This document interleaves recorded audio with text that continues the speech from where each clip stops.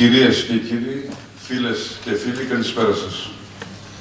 Βρισκόμαστε στο μέσο των εκδηλώσεων του Πολιτιστικού Σεπτέμβρη 2013 που διοργανώνει ο Δήμος μας. Εκδηλώσεις αφιερωμένες στην τέχνη, τα γράμματα, τον πολιτισμό, την παράδοση της πατρίδας μας, αλλά και την κοινωνική αλληλεγγύη που τόσο επιτακτικά προβάλλει σήμερα μπροστά μας ως ανάγκη, αλλά και ως ανθρώπινη και κοινωνική αξία. Σε μια εποχή κρίσης που συνηθίσαμε να την λέμε οικονομική, γιατί έτσι κυρίως την βιώνουμε, εμείς στρέψαμε το ενδιαφέρον μας στα παραπάνω, γιατί πιστεύουμε ότι η οικονομική κρίση ήλθε και ως αποτέλεσμα έκπτωσης σταθερών αξιών της κοινωνίας μας, τις οποίες, αν δεν ανακτήσουμε, δύσκολα θα βγούμε από το τέλμα. Σήμερα, στο Πολιτιστικό Κέντρο του Δήμου Παλίνης, στο Γέρακα, τιμούμε έναν συμπολίτη μας και παλιό κάτοικο, γέννημα και δρέμα της Παλίνης.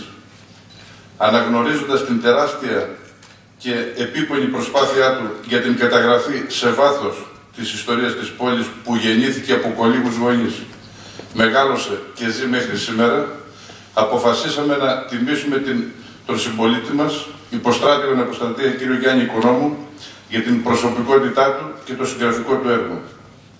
Ο Γιάννης Οικονόμου ξεκίνησε την έρευνα και την καταγραφή της ιστορίας της Παλίνης αμέσως μετά την αποστρατεία του, συγγράφοντας το βιβλίο, όπως ακούσατε, το πρώτο βιβλίο «Η Παλίνη, το Χαρβάτι, ένας τόπος, δύο ιστορίες», στο οποίο αναδεικνύει τόσο την ιστορία όσο και την ταυτότητα της πόλης. Στο δεύτερο βιβλίο του, «Καλώς ήρθες κύριε Αλέξανδρε», εξιστορεί την αγάπη και τους δεσμούς του Αλέξανδρου Παπαδιαμάντη με το τότε Χαρβάτι, όπως ήταν η ονομασία της Παλίνης. Πρόσφατα, το 2012, κυκλοφόρησε το τρίτο βιβλίο του με τίτλο «Το Αγρόκτημα», το οποίο μεταφράστηκε στα γαλλικά και σύντομα θα κυκλοφορήσει και στη Γαλλία.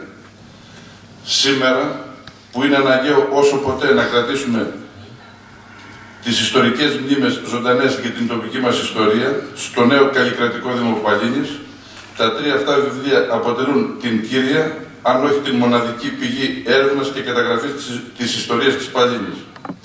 Τα τρία αυτά βιβλία αποτελούν μοναδικό σημείο αναφοράς για την ταυτότητα, την καθημερινή ζωή, τις ανθρώπινες σχέσεις στο Χαρβάτι, τη σημερινή μας Παλίνη.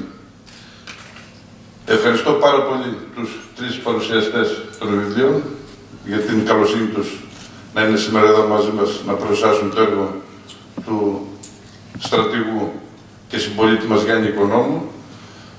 Νομίζω ότι θα μάθουμε και αρκετά πράγματα. Όσοι δεν έχουν διαβάσει το βιβλίο, είναι μια καλή ευκαιρία να πούμε ότι θα έπρεπε θα μπορούν να το έχουν και να το διαβάσουν, γιατί πρέπει να γνωρίζουμε την ιστορία μας για να μπορούμε να πορευόμαστε με σιγουριά στο μέλλον.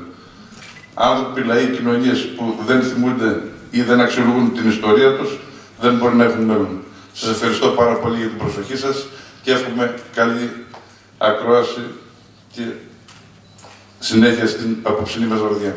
Ευχαριστώ.